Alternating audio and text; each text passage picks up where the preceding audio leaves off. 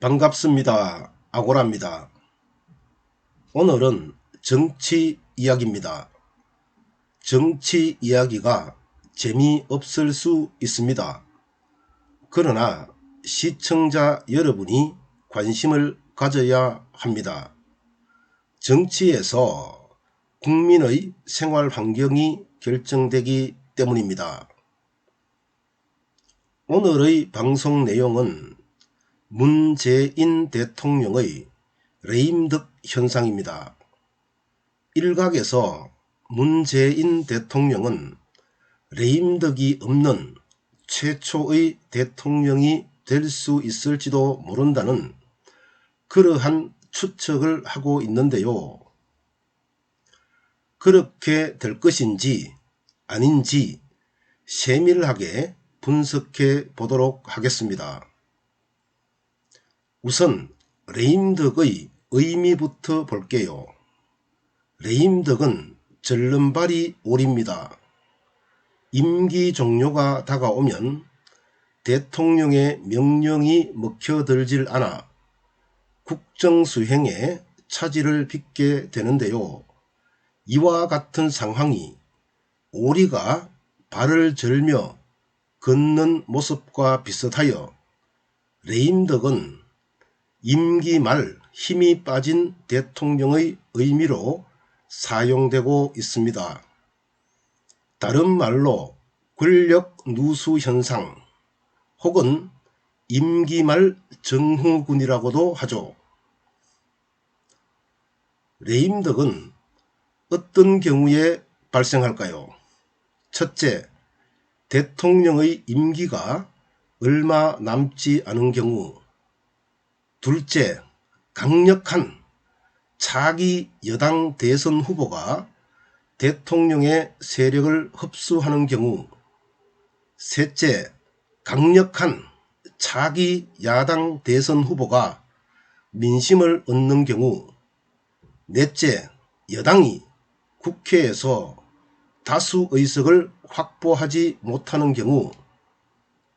다섯째, 대통령 본인 혹은 대통령 친인척의 비리가 밝혀진 경우. 여섯째, 건강상 이유로 대통령직을 제대로 수행하지 못하는 경우. 레임덕과 유사한 비유적 용어로 대더덕이 있는데요. 대더덕은 아무런 힘이 없는 대통령을 의미하고요. 마이티 덕은 국정수행을 잘하는 대통령을 말합니다. 역대 정권을 보면 집권 4년차부터 레임덕이 시작되었는데요. 2020년 5월 11일 기점으로 문재인 대통령은 집권 4년차로 들어섰습니다. 문재인 대통령의 국정 지지도는 7월 첫째 주 49.8%로 50% 이하로 떨어졌지만 이후 계속 40%대의 박스권을 유지하고 있죠. 여론조사에 대해 더 알고 싶은 분은 리얼미터 홈페이지를 참조해 주세요. 집권 3년차까지 문재인 대통령 지지도를 갉아먹을 사건이 많았죠. 조국 사태, 유재수 감찰 무마 사건, 울산시장 선거 개입 등등.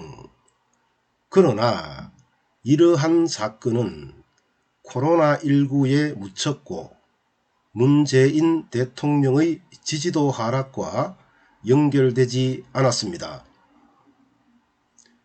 4년차에 터진 부동산 정책의 실패, 추미애 장관과 윤석열 총장의 대립, 라임과 옵티머스 사건 등도 40%대의 지지율을 끌어내리지 못하고 있는데요. 무능한 박근혜 정권을 대체했다는 정통성, 그리고 낮은 정권 교체 가능성, 즉 야당의 강력한 대통령 후보가 없기 때문이죠. 이에 여러 언론에서는 레임덕이 없는 최초의 대통령으로 기록될 가능성까지 제기되고 있죠. 과연 그럴까요? 아닙니다. 지금부터 레임덕의 징후가 나타나고 있기 때문입니다.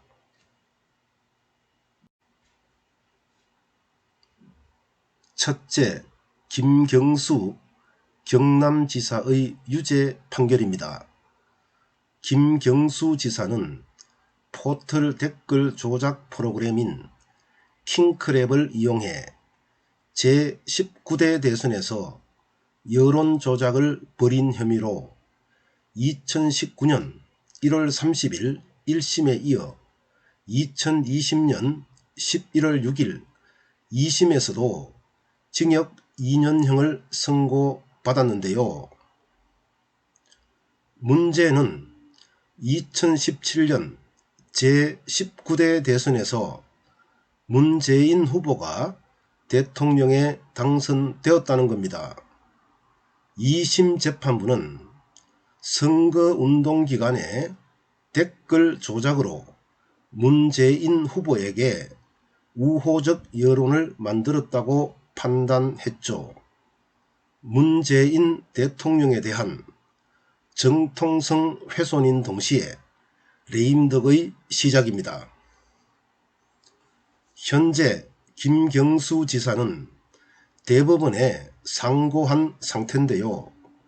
대법관 4명의 소부에서 심리하면 6개월 정도, 대법관 13명의 전원 합의체에서 심리하면 1년 정도 걸립니다.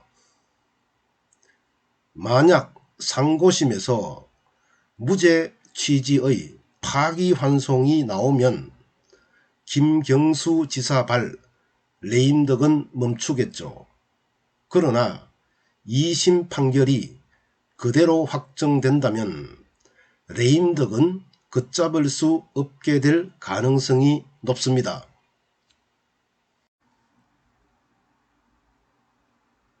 둘째, 윤석열 검찰총장의 부상입니다. 2020년 1월 30일 리서치앤리서치 여론조사에서 윤석열 총장은 차기 대권주자 적합도에서 10.8%로 32.2%의 이낙연 전 총리에 이어 2위였죠. 2020년 1월 7일 취임한 추미애 장관이 인사권을 휘둘러 윤석열 총장의 수족을 자른다는 비판 여론 덕분이죠. 10월 28일 RN서치 여론조사를 보면 윤석열 총장은 15.1%로 22.8%의 이재명 지사와 21.6%의 이낙연 대표에 이어 3위였습니다. 11월 11일 한길리서치 여론조사 결과를 보면 윤석열 총장은 24.7%로 22.2%의 이낙연 대표와 18.4%의 이재명 지사를 제치고 1위를 기록했죠. 10월 22일 대검찰청 국정감사에서 추미애 장관의 수사 지휘권과 감찰권 발동을 두고 검찰총장은 법무부 장관의 부하가 아니다. 법무부 장관의 수사 지휘권 발동은 검찰청법 위반이다. 이와 같은 윤석열 총장의 소신 발언 때문인데요. 이후 계속된 윤석열 총장과 관련된 사건에서 추미애 장관이 지시한 윤석열 총장을 겨냥한 감찰도 윤석열 총장의 지지율 상승을 견인하고 있습니다. 윤석열 총장에 대한 지지는 정부에 대한 반감이므로 문재인 대통령의 레임덕은 시작되었다고 봐야 하지 않을까요?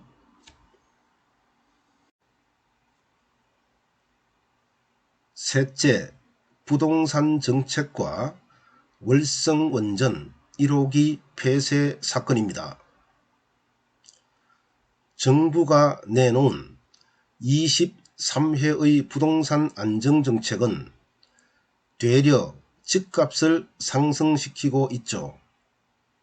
임대차 입법 중 2+2 계약갱신 청구권으로 전세 물량이 줄어들고 5% 전월세 상한제로 집주인은 미리 전세가를 올리거나 월세로 전환하고 있고요. 11월 2일 김상조 청와대 정책실장은 SBS 8시 뉴스에 출연해 집값 원상 회복 불가능과 전세 대란 무대책을 시인하는 등 정부의 정책 실패를 인정하고 있는 상황입니다. 한국수력원자력은 2018년 6월 15일 이사회를 열어 낮은 경제성을 이유로 월성 1호기 폐쇄를 의결했는데요. 감사원은 범죄의 개연성을 담은 수사 참고 자료를 검찰로 넘겼고 현재 대전지검이 수사 중입니다. 경제성이 낮은 상황을 증명하기 위해 자료를 조작했을 뿐만 아니라 산업부 공무원이 밤에 444건의 자료를 폐기했다는 의심까지 받고 있죠. 만약 문재인 대통령의 탈원전 정책을 뒷받침하려고 산업부와 청와대가 경제성 평가 자료를 조작했다는 결과가 나오면 레임덕의 가속도가 붙게 될 가능성이 큽니다.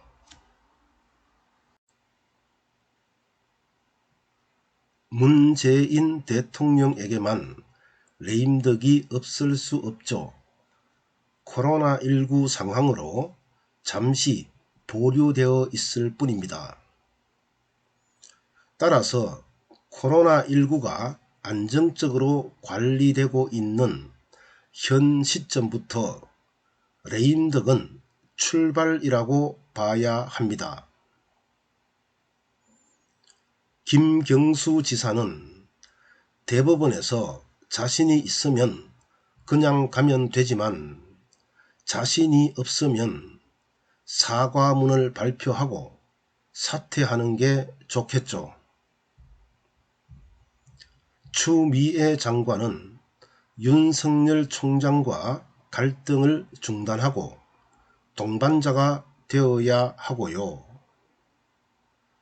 부동산 정책은 잘못을 시인하고 처음부터 다시 시작해야 합니다.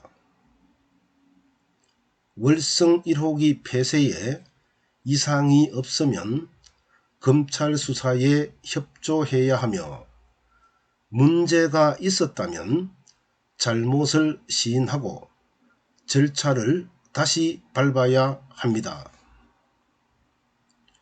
현직 대통령의 레임덕은 국가적으로 손해죠. 자포자기의 심정으로 남은 임기를 보내거나 업적을 쌓기 위해 설익은 정책을 남발할 우려가 있기 때문입니다. 정부는 레임덕 없이 새로운 대통령을 맞이하는 방법을 찾아야 합니다.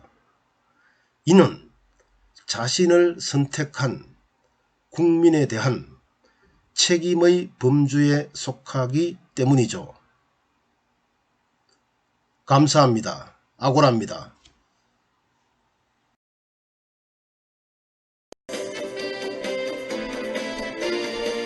엘리트층이 일종의 선민의식을 가지고 있는 것 같다. 청문회 때마다 늘 불거지는 고위공직자들의 병역 의혹 등이 이번 청문회에서도 똑같이 되풀이되고 있는데요. 경남대 이재영 교수의 말입니다. 이 교수는 청문회 때 여야가 병역 문제자를 철저히 배제하는 식의 전례를 만들어야 한다면서 이렇게 말했습니다.